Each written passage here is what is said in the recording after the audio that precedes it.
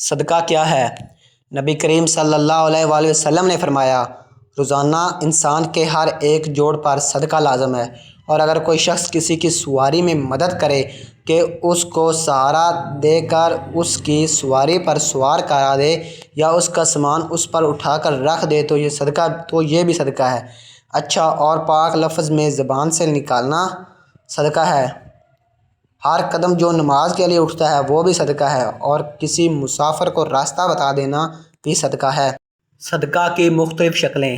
رسول اللہ صلی اللہ علیہ وسلم نے ارشاد فرمایا،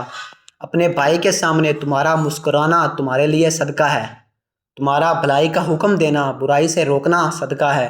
بھٹک جانے والی جگہ میں سے کسی کو راستہ دکھانا صدقہ ہے، پتھر کانٹا اور ہڈی کو راستے سے ہٹانا صدقہ ہے، اپنے ڈول سے بھائی کے ڈول میں پانی ڈالنا تمہارے لیے صدقہ ہے، ثواب کی نیت سے اپنے اہل و عیال پر خرچ کرنا بھی صدقہ ہے، اچھی بات منہ سے نکالنا بھی ایک صدقہ ہے، ہر قدم جو نماز کے لیے اٹھتا ہے وہ بھی صدقہ ہے، سب سے افضل صدقہ آپس میں صلح کروانا ہے، ہر ملنے والے شخص کو سلام کرنا بھی صدقہ ہے۔ استغفار کے فوائد۔ استغفار سے اللہ کی رحمت نازل ہوتی ہے، استغفار سے اللہ کی محبت نصیب ہوتی ہے، استغفار سے گناہوں کی مغفرت ہو جاتی ہے، استغفار سے دل